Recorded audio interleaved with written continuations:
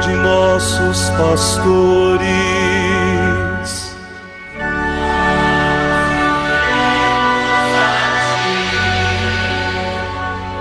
Professando todos uma só fé,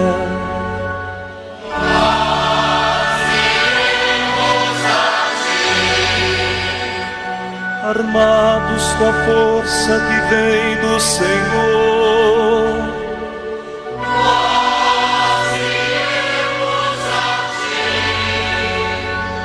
sob o impulso do Espírito Santo. Meu irmão, minha irmã, estamos no 24º domingo do tempo comum. E hoje a igreja também nos dirige a sua palavra da sua tradição, através da segunda leitura, no ofício das leituras da liturgia das horas. O texto que nos é dado no dia de hoje para nossa reflexão e aprendizado é do início do sermão sobre os pastores de Santo Agostinho, bispo do século V da nossa era cristã. O título que nos é trazido é o seguinte: Somos cristãos e pastores.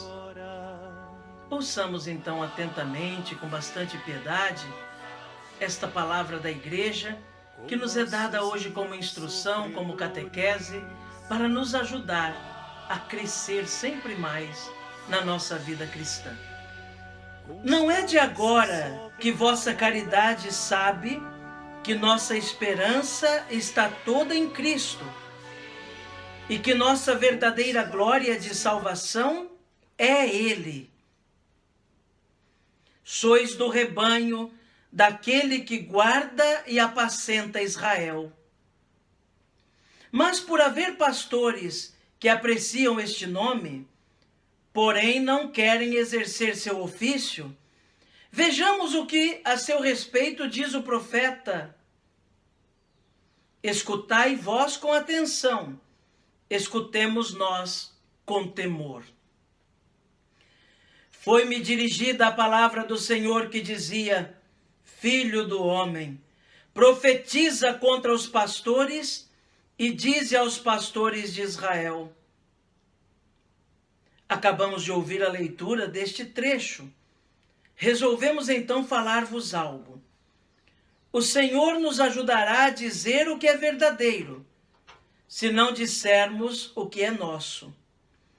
Pois se dissermos o que é nosso, seremos pastores a nos apacentar a nós, não as ovelhas. Se ao contrário dissermos o que é dele, será ele que vos apacenta por intermédio de quem quer que seja.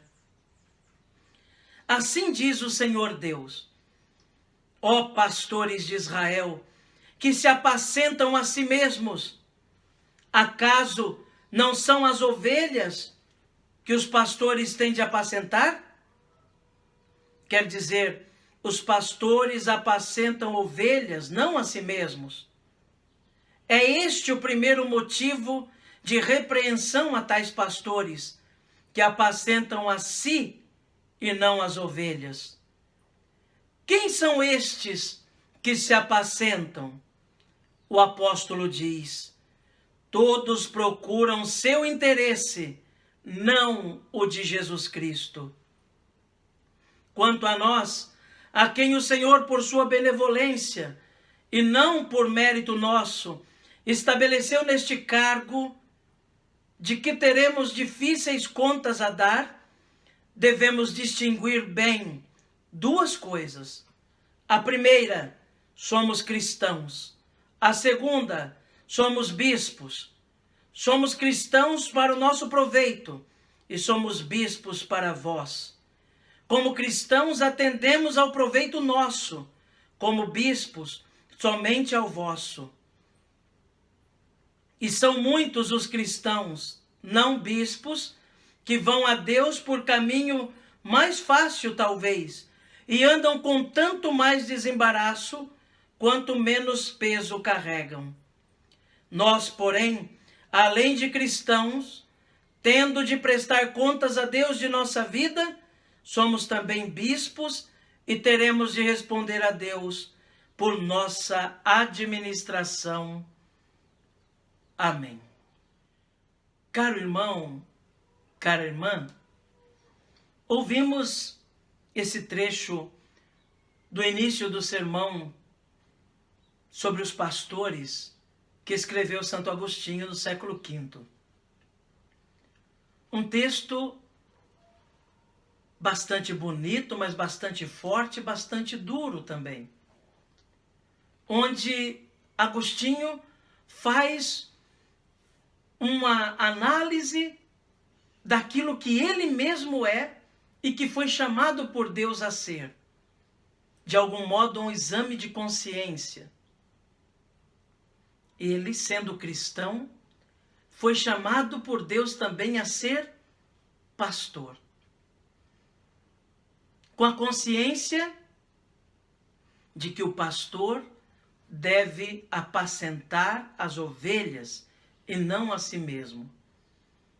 Por isso, ele comenta esse trecho do profeta Ezequiel, onde Deus censura os pastores de Israel, os responsáveis pelo povo de Israel, porque estão preocupados em apacentar-se a si mesmos e não as ovelhas.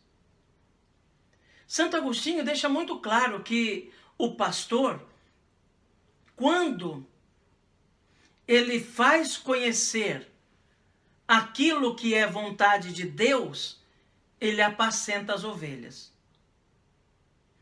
Quando ele quer fazer conhecer aquilo que é a sua vontade, ou aquilo que são os seus pensamentos, simplesmente, ele apacenta a si mesmo e com isso não cumpre a missão que recebeu.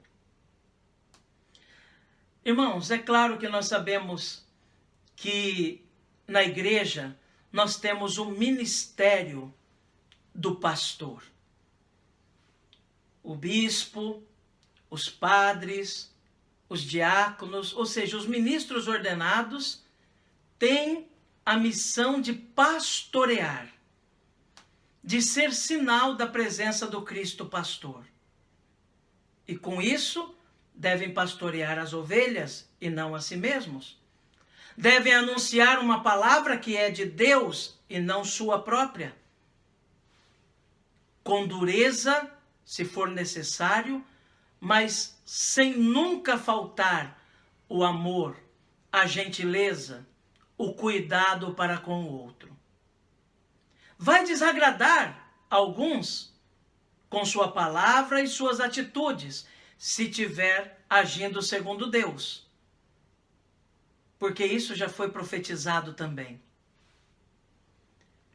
Mas, no fim das contas, terá cumprido a sua missão.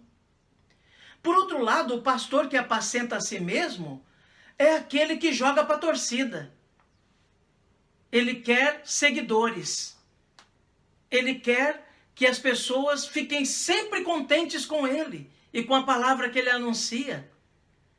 É capaz até de adaptar algumas coisas para agradar as pessoas mais do que a Deus. É capaz de querer mudar até as leis, a disciplina, para poder agradar uma meia dúzia de pessoas que vai aplaudi-lo e que vai achar que está tudo bonito. Esse é o pastor que apacenta a si mesmo. Essa palavra é um puxão de orelha para todos nós que temos a missão de ser pastores do povo de Deus. Do pastor que não é aquele que está acima dos outros, mas aquele irmão que talvez mais instruído do que os outros em muitos aspectos da fé, pode ajudar as ovelhas a caminhar melhor, através da palavra que anuncia que não é dele, mas de Deus. Por outro lado, meu irmão, minha irmã, todos nós cristãos batizados temos a missão também de sermos pastores uns dos outros. assumindo aquilo que é de Deus na nossa vida. Dentro da nossa casa, um pai, uma mãe de família é pastor para os seus filhos. Na comunidade, num movimento, numa pastoral, o coordenador não é somente um chefe. Aliás, não é chefe de ninguém. Mas tem a missão de ser pastor. No sentido de anunciar uma palavra, organizar uma comunidade, organizar um movimento segundo Deus e não segundo a si próprio. Mas o pastor também se deixa pastorear. Porque o pastor sempre tem algo a aprender com o pastor supremo, que é nosso Senhor Jesus Cristo, mas também com as ovelhas, que tantas vezes se tornam pastores para o pastor, pelo testemunho das ovelhas, pela história de vida das ovelhas, pela censura das ovelhas, muitas vezes, justas ou injustas, são aprendizado. Censuras justas ou injustas que o pastor recebe, servem de aprendizado, para que seja um pastor melhor, segundo Deus e não segundo a si mesmo ou segundo a vontade dos outros. Cada um de nós tem missão de ser pastor, mas sempre lembrando, é a palavra, a vontade do Senhor que deve ser anunciada, e não a nossa própria vontade. E neste dia do Senhor, meu irmão, minha irmã, quero convidar você a colocar-se em confiança mais uma vez diante de Nossa Senhora, da Mãezinha do Céu, da Senhora do Céu e da Terra, Mãe de Deus e nossa Mãe, aquela que é nossa professora, pedagoga, aquela que é a nossa intercessora. A Mãezinha que nos ensina o jeito melhor de agradar ao Senhor. Coloquemo-nos então em confiança diante de Maria, apresentando a ela nossos pedidos, preces e agradecimentos, para que ela conduza ao seu Filho, nosso Senhor Jesus Cristo, que não se negará em nos atender se aquilo que pedimos contribui para a nossa salvação, para a nossa felicidade verdadeira. Ave Maria, cheia de graça, o Senhor é convosco. Bendita sois vós entre as mulheres. Bendito é o fruto do vosso ventre, Jesus.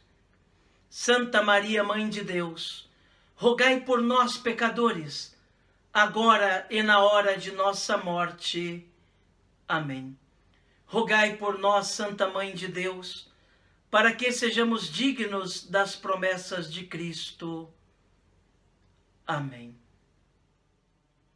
A você, meu irmão, minha irmã, desejo que tenha um domingo abençoado, um dia do Senhor cheio da graça de Deus. Que cada hora do dia de hoje seja cumulada do amor, da misericórdia, da fortaleza que vem do Senhor. E que seja também uma oportunidade para cada vez mais pensarmos na nossa missão de sermos canais da misericórdia para com os outros, sinais da presença amorosa e do perdão que vem do Senhor. Lembrando que é preciso perdoar não somente 7 vezes, mas 70 vezes 7, ou seja, quantas vezes for preciso perdoar. É assim que seremos cristãos de verdade, que levaremos a sério a missão que nós recebemos do batismo e seremos discípulos do Mestre da misericórdia, que é nosso Senhor. Que Jesus abençoe você, meu irmão. Que Jesus abençoe você, minha irmã. Que Jesus abençoe a sua família. Abençoe-vos o Deus Todo-Poderoso, Pai, Filho e Espírito Santo. Amém.